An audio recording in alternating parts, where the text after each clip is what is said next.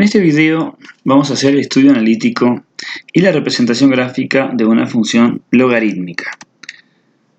Vamos a recordar lo siguiente, que es un detalle no menor, y es que tenemos diferentes tipos de logaritmos en el sentido de que la base puede ser un número u otro, mientras no sea 1 y no sea negativa. La base de los logaritmos puede ser cualquier otro número. Los casos más usados son los logaritmos decimales, donde la base es el número 10, o los logaritmos llamados naturales o neperianos, que son los que tienen por base el número e. Ese número e es un número irracional, por lo tanto tiene infinitas cifras decimales, no se puede escribir ni como fracción, ni como entero, ni como ninguna otra forma, solamente es un número irracional, así como existe el número pi. Simplemente debemos saber que tiene infinitas cifras y de forma aproximada ronda los 2,71828. Entonces, los logaritmos que tienen como base a este número son los llamados logaritmos naturales o neperianos. Los que tienen como base el número 10, por ejemplo, son los logaritmos decimales. Pero nosotros vamos a trabajar con los naturales, es decir, que tengan como base al número e. Normalmente se abrevia como ln en las calculadoras. Es muy común encontrar este símbolo. Muchos piensan que es una i, pero es una l. Muchos dicen qué significa la tecla in. En realidad no es una i, es una l. Y viene de logaritmo natural o logaritmo neperiano. También se puede simbolizar con una L mayúscula. Y en este caso vamos a trabajar con los logaritmos naturales utilizando esta letra. Entonces, ¿de qué forma vamos a trabajar? Vamos a elegir una función y a esa función le vamos a hacer primero el estudio analítico completo y después la representación gráfica asociada a esa función. Entonces, vamos a elegir esta función para trabajar, que es la del logaritmo de un polinomio de segundo grado. Entonces, los pasos a seguir son los siguientes. Para empezar, vamos a ver cuáles son las condiciones de existencia de esta función. La respuesta a ello va a ser decir cuál es el dominio. Y asociado a todo esto tenemos el estudio de la continuidad de la función. Es decir, vamos a ver qué pasa cerca de donde la función deja de existir. También vamos a determinar el punto de corte con el eje de la y. Vamos a determinar las raíces de nuestra función y vamos a estudiar sus signos. También vamos a ver cuáles son las ramas infinitas y si hay asíntotas o no.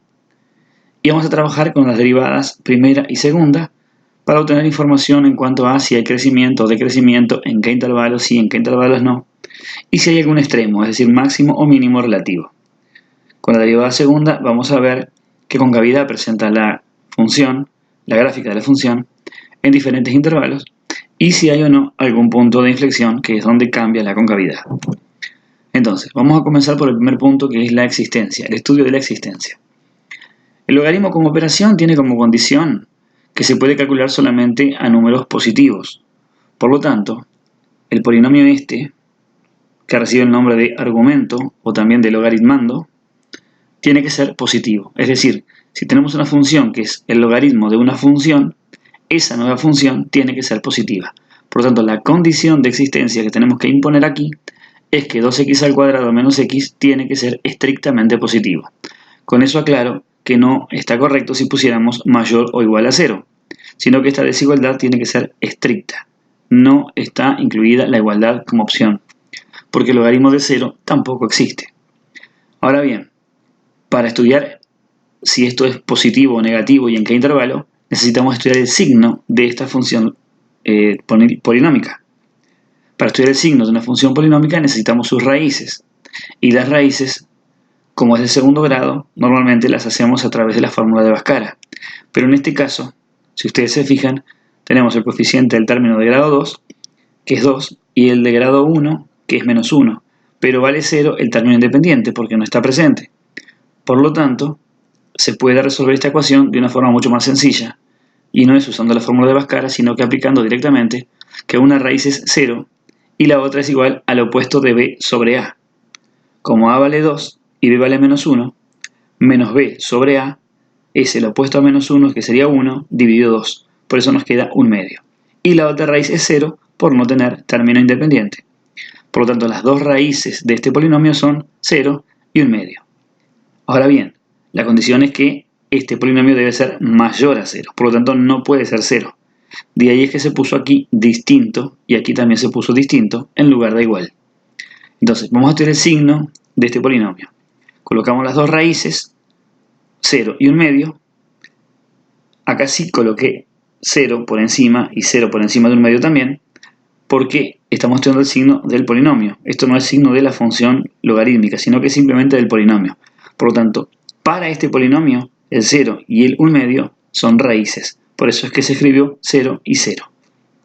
Ahora bien, como el coeficiente de mayor grado es positivo, a la derecha colocamos un más y lo vamos alternando al signo, menos y más. Por lo tanto, el signo de este polinomio es positivo a la izquierda de 0 y a la derecha de 1/2. Esa es la zona que nos va a servir, porque si era positivo este polinomio, entonces se cumplía favorablemente la condición de existencia. Pero entre 0 y 1/2, como el signo del polinomio es negativo, no vamos a tener existencia de la función logarítmica. Entonces, quedaría algo así. Entre 0 y 1/2 no existe nuestra función.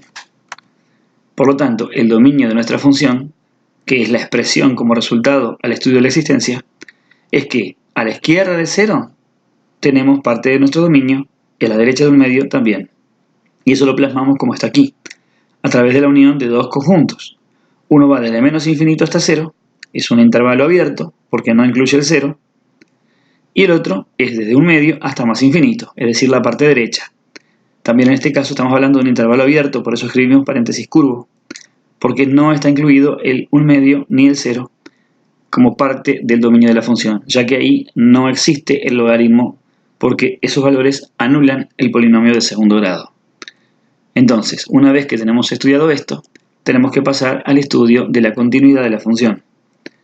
Entonces, ¿qué pasa con la continuidad? Recordemos que la continuidad es ver qué pasa cerca de los puntos donde la función deja de existir. Si en 0 y en 1/2 la función deja de existir, yo tengo que aproximarme a esos valores para ver qué comportamiento presenta mi función. Por lo tanto, si estoy hablando de aproximación, estamos hablando de límites. Entonces tenemos que hacer los límites laterales en 0 y en 1/2. Pero cuidado con algo. Entre 0 y 1/2 nuestra función no existe. Ahí los límites no van a existir. Por lo tanto, no se estudian los dos límites laterales en 0 ni los dos límites laterales en 1/2. Sino que en 0 solamente vamos a estudiar qué pasa por la izquierda, pues lo que escribimos aquí es el límite de nuestra función tendiendo a 0 por izquierda, porque a la izquierda de 0 nuestra función existe. Si pensaran determinarlo al límite por derecha, no tenemos límite porque nuestra función no existe. Y en 1/2 es exactamente al revés. Nuestra función existe por derecha, por eso hacemos el límite lateral derecho. Pero por izquierda no lo planteamos porque allí no existe. Entonces tenemos el límite de esta función con estas tendencias. ¿Eso a qué tiende? En ambos casos tiende al logaritmo de 0. ¿Por qué? Porque estos números eran las raíces de este polinomio que está en el argumento. Por lo tanto, esto va a tender a 0 y es lo que escribimos aquí. Ahora bien, ¿por qué se colocó este más? ¿Por qué indicamos que es 0 por derecha, o sea, levemente positivo? Porque 0, si fuera el resultado, directamente esto no tendría existencia. Es decir, logaritmo de 0 no existe. Y si fuera negativo, tampoco. Pero siendo levemente positivo, en ese caso sí existe.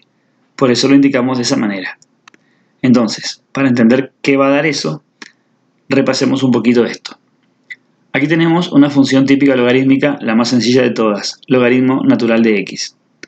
Si ustedes se fijan, cuando nos movemos hacia la izquierda, es decir, nos acercamos a 0 por derecha, recuerden cuando uno dice por derecha, es que viene desde la derecha, pero en realidad vamos hacia la izquierda, el gráfico se dispara hacia abajo.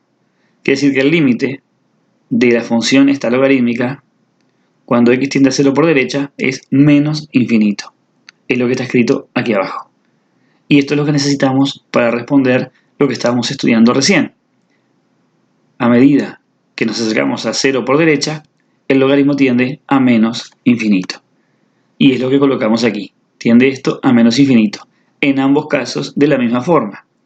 Como estos límites nos dieron infinito, podemos responder que tenemos una asíntota vertical tanto en 0 como en 1/2, porque en ambos casos se dio eso. Importante aclarar que esa recta no es parte de nuestro gráfico, sino que es una recta auxiliar, que de alguna forma nos pone un freno a al gráfico, es decir, dice hasta acá llega. Por lo tanto, esa recta tiene valor de asíntota en 0 solo si lo pensamos por izquierda y en un medio solo si lo pensamos por derecha. Porque a la derecha de 0 y a la izquierda de un medio no tenemos función. Ahora bien, ¿qué tenemos hasta el momento? El estudio del dominio y determinado que tenemos dos asíntotas.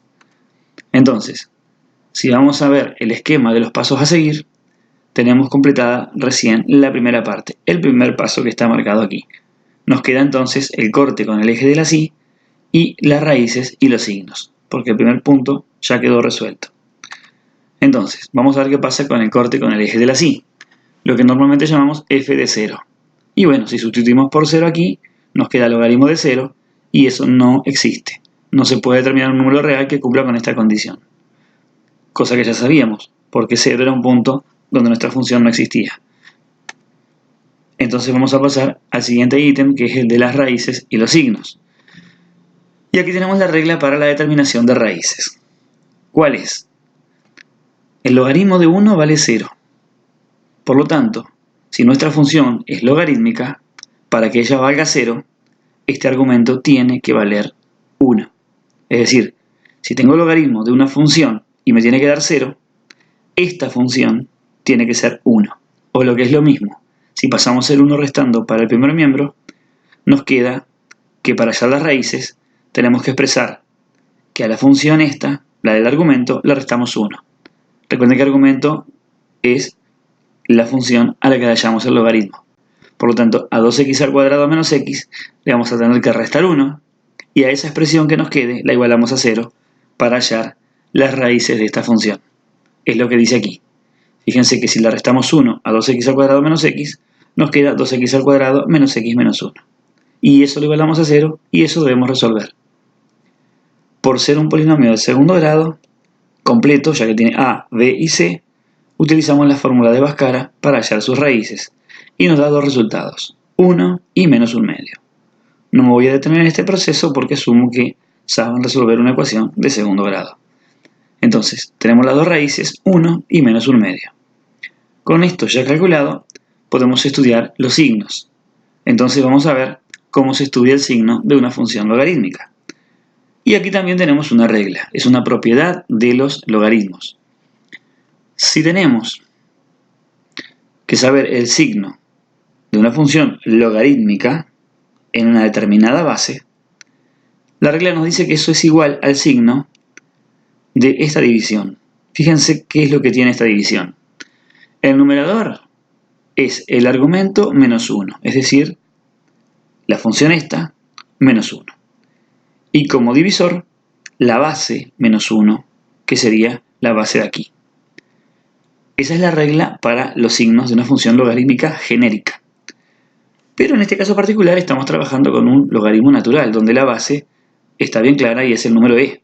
Es decir, en este caso, la base b, que es la que va aquí, es el número e, que aproximadamente anda en 2,71828. Ahora bien, ¿qué significa que la base sea este número? Que en esta propiedad, si sustituimos este número por la b, al restarle 1 nos queda un número positivo, porque 2,71828 menos 1 nos queda 1,71828. O sea que b menos 1 es positivo. Y eso sí se puede interpretar de la siguiente forma.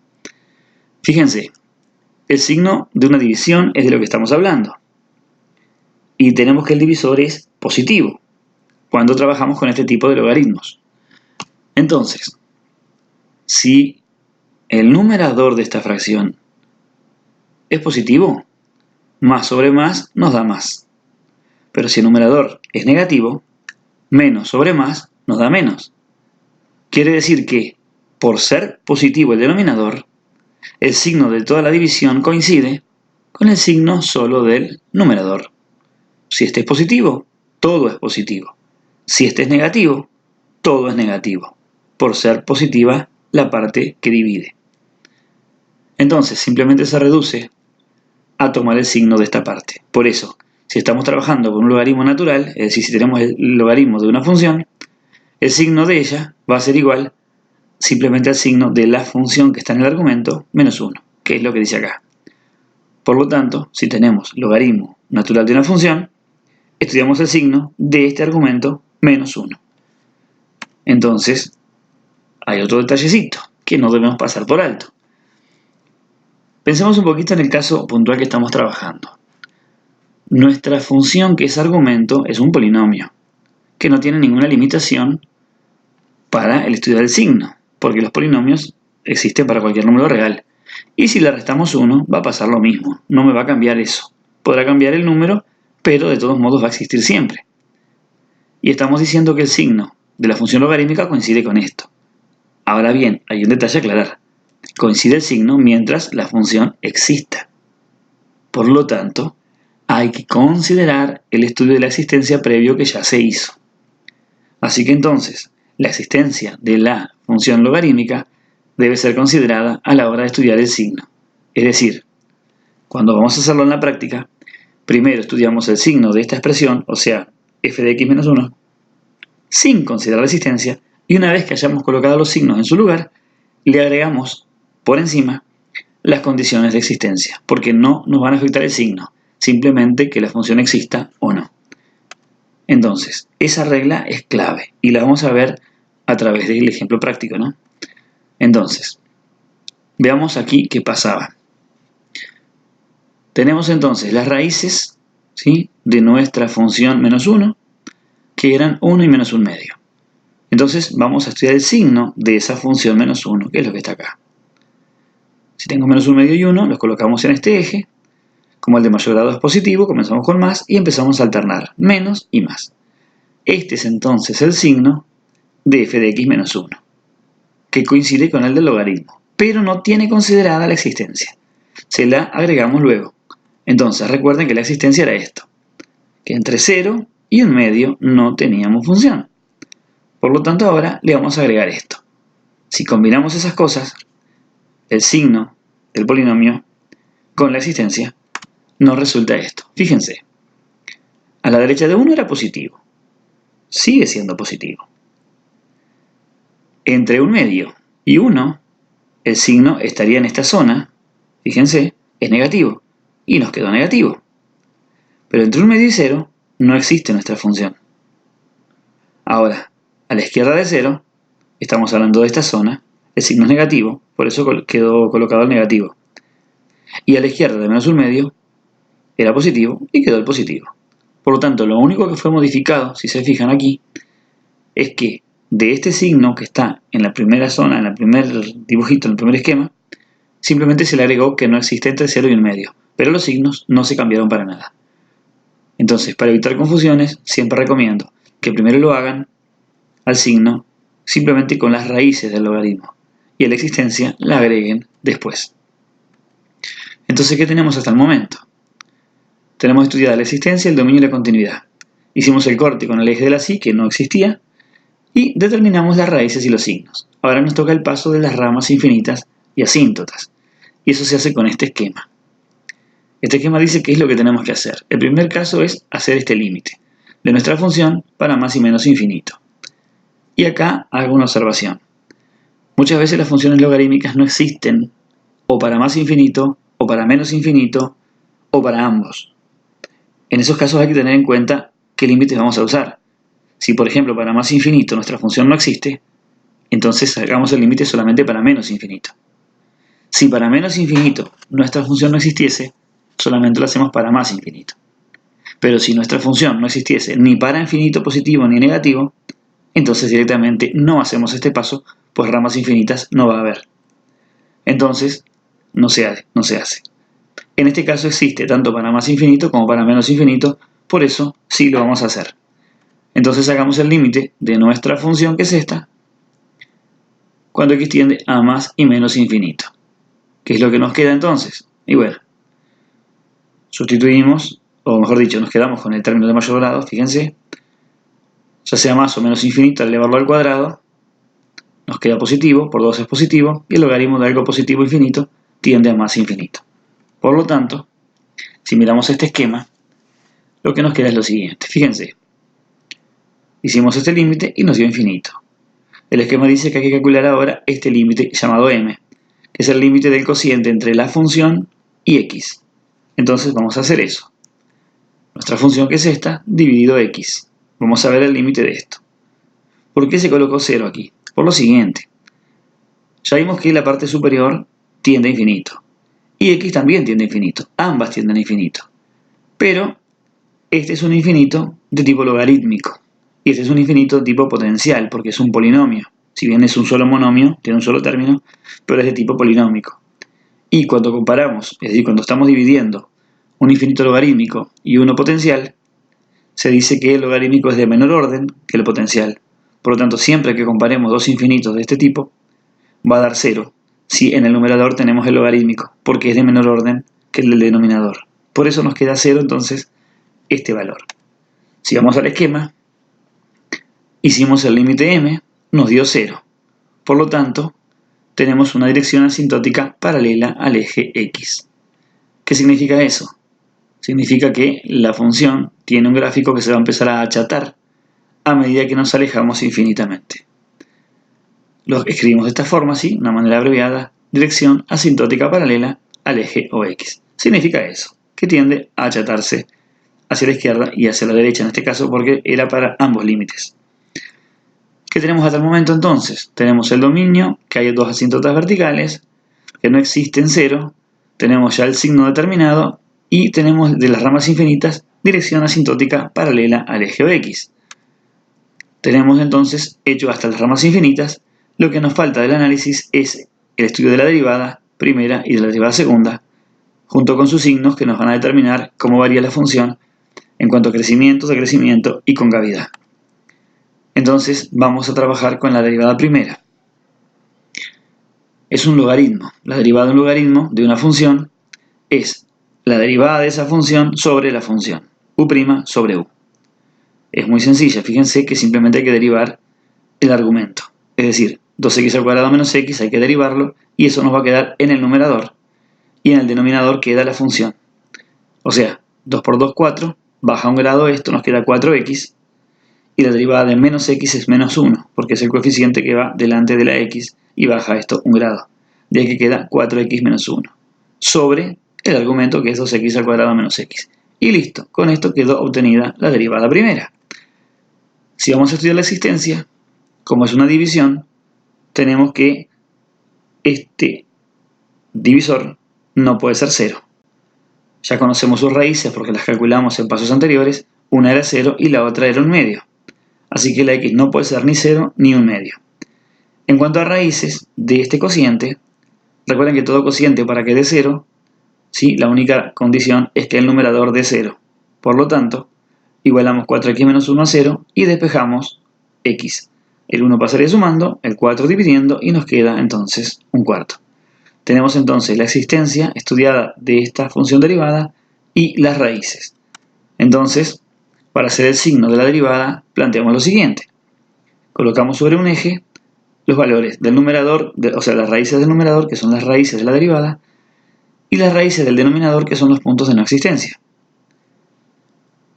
Como los dos términos de mayor grado de numerador y denominador son positivos, más sobre más nos da más, y empezamos a la derecha con signo positivo. Y empezamos a alternarnos. Negativo, positivo y negativo. Pero hay un detalle. La existencia de la derivada va de la mano de la existencia de la función logarítmica.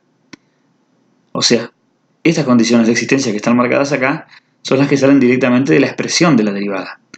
Pero arrastramos la existencia de la función, porque si no tenemos función definida, tampoco va a estar definida su derivada en cierto intervalo. Recuerden que entre 0 y 1/2 no teníamos función.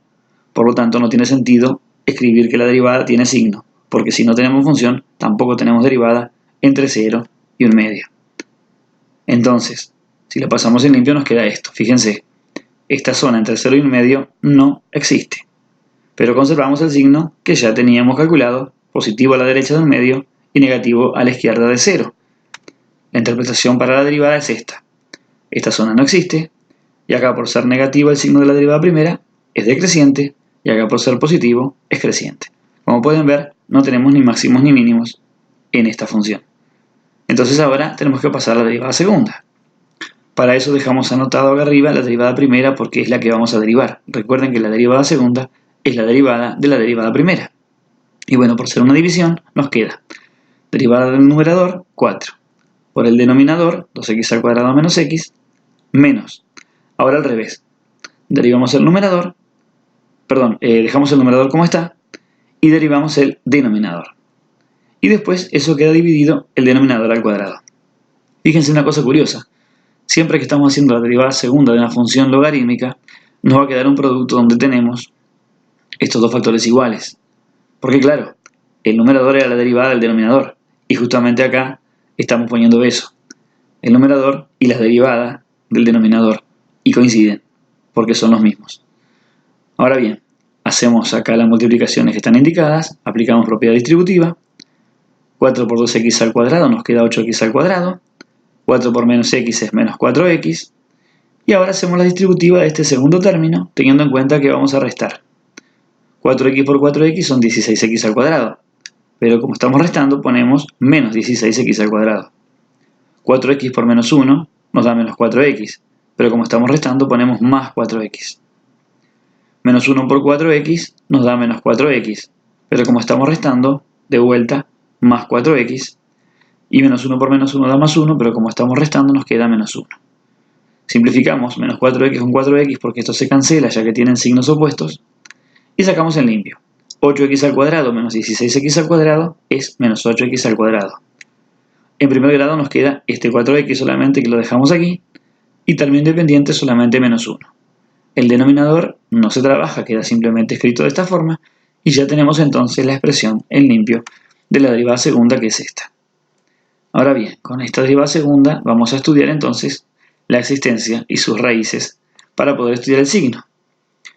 En cuanto a existencia, tenemos que el divisor es el mismo que teníamos en la derivada primera, por eso las raíces van a ser las mismas del denominador, 0 y 1/2. Y son dobles ambas raíces porque está esto escrito de esta forma, es decir, está al cuadrado. Dos veces tengo el factor 2x al cuadrado menos x, por lo tanto son dobles, tanto el 0 como el 1/2. Cuando vamos a estudiar las raíces del numerador, que serían las verdaderas raíces de la derivada segunda, usamos la fórmula de Bhaskara y nos encontramos con que tenemos una resta de dos números que queda negativo. La raíz cuadrada de un número negativo no tiene un resultado real, por lo que acá decimos que tenemos dos raíces complejas, conjugadas, que no nos van a afectar en el estudio del signo, o sea que no las vamos a considerar. Cuando hacemos el estudio del signo, simplemente consideramos los puntos estos de no existencia, que por ser raíces dobles, cuando las escribimos indicamos con dos rayitas que son dobles. Para hacer el signo entonces de la derivada segunda, nos fijamos. Signo del numerador es negativo en el término de mayor grado y positivo en el denominador en el término de mayor grado. Menos sobre más nos da menos, por eso a la derecha escribimos negativo. Por ser raíz doble no cambia el signo y se conserva el negativo. Y aquí pasa lo mismo, por eso queda menos en toda la extensión de la derivada segunda. Esta derivada lo que nos informa, ahora vamos a ver qué tiene que ver con la concavidad, pero debe considerarse que no existe la función entre 0 y 1/2. Si ustedes se fijan en lo que teníamos recién, antes de indicar esto es simplemente un cociente. Y solo decíamos que no existe en 0 y solo que no existe en 1/2. Sin embargo, esta derivada depende de la función original. Si la función original no existe entre 0 y 1/2, tampoco va a existir su derivada primera ni su derivada segunda. No existe nada de la función. Y eso no aparece, ¿sí?, de solo observar esta expresión. Aquí no está eso registrado mirando la división. Eso simplemente debemos considerarlo porque ya habíamos hecho el estudio previo de la existencia de la función original. Y eso se debe hacer siempre. Es decir, ¿estudiar el signo de la derivada tal y como está? Por supuesto que sí. Pero luego de hacer el signo, debe considerarse la existencia de la función. Y debe indicarse que entre 0 y 1/2 en este caso, la función no existe, por lo tanto la derivada segunda tampoco. Esto nos informa la concavidad, es decir que si es negativa la derivada segunda, la concavidad también será negativa. Y con esto termina la parte del estudio analítico. Entonces, fíjense, tenemos todos los pasos hechos. Ahora sí, tenemos un resumen de todo lo que hemos obtenido. Esta información es la que tenemos que manejar para empezar a hacer ahora la gráfica de nuestra función. Entonces, hay un esquema que es este de cómo hacer el bosquejo de la gráfica. El primer paso es trazar las asíntotas verticales si es que las hay. Y si hay raíces, se deben trazar con línea punteada vertical. Fíjense, teníamos asíntotas verticales en 0, que es el eje de la Y, y en 1/2. Y las raíces, si teníamos, estaban en -1/2 y en 1. Y eso lo hacemos con trazo punteado. Fíjense, asíntota vertical es el mismo eje de la Y, con trazo lleno en 1/2 y trazo cortado en 1 y en -1/2. Eso es lo primero que se hace cuando se va a bosquejar el gráfico. Ahora bien, ¿qué sigue? Se indica el signo. Se tacha lo contrario al signo. Es decir, si tengo signo positivo, tacho debajo del eje X, y si tengo signo negativo, tacho encima, para dejar libre la parte por donde va a pasar nuestro gráfico. Por lo tanto, fíjense, a la derecha de 1 tengo positivo, entonces a la derecha de 1 tacho la parte negativa. Entre 1 y 1/2 tengo signo negativo, por lo tanto, tachamos la parte superior. Entre 0 y 1/2 no existe nuestra función, por lo tanto, se tacha todo, se sombrea todo. Entre 0 y 1/2, porque no tengo función en ese punto. Entre 0 y -1/2 es negativa nuestra función, por lo tanto, entre 0 y -1/2 tachamos la parte superior. Y por último, a la izquierda de -1/2, el signo es positivo, entonces vamos a tachar la parte negativa. Y de esta forma queda determinado entonces el signo de la función desde el punto de vista gráfico. ¿Qué sigue ahora? Se indica cuando hay una asíntota vertical con una rayita al lado de la misma. Es decir, cuando hicimos los límites laterales, que nos determinaron que había una asíntota vertical, debe indicarse eso. Y si hubiera algún tipo de asíntota, también se debe indicar. Fíjense que tenemos dos asíntotas, en 0 y en 1/2. Cuando hicimos los límites laterales, ambos nos habían dado infinito, negativo, menos infinito. Y eso es lo que se hace en este paso. A la derecha de 1/2, el límite en la continuidad nos dio menos infinito, y a la izquierda de 0 nos había dado también menos infinito. Lo marcamos con esta raya. A veces se usa una flechita, cualquiera de las dos sirve. Es para indicar que nuestra función va a tender a aproximarse por ese lado. Por último, nos queda ver si hay asíntotas horizontales u oblicuas, que en este caso no había. Y se indican todos los puntos que se tengan. Cortes con el eje Y, máximos, mínimos, puntos de inflexión. En este caso no tenemos cortes con el eje de la Y. No tenemos eso, no tenemos máximos ni mínimos. Y no tenemos puntos de inflexión. O sea que no hay nada más para agregar. Simplemente hay que unir todos los puntos, respetando siempre la información de la derivada primera y la derivada segunda. ¿Qué significa? Ya que no tenemos esos puntos, cuando unamos todo tenemos que tener en cuenta que teníamos dirección asintótica paralela a X, es decir, que se va achatando nuestra gráfica, y que nuestra función es a la izquierda decreciente y después creciente. Y en ambos casos la concavidad no tiene que quedar negativa. Fíjense, es esto. Hacia infinito positivo, o sea, hacia la X tendiendo a más infinito, se tiende a achatar. Y hacia menos infinito también. Esto es dirección asintótica paralela al eje de las X. Después tenemos que la derivada primera nos decía que era decreciente en la primera parte izquierda y era creciente después. O sea, decreciente hasta 0 y creciente después de 1/2.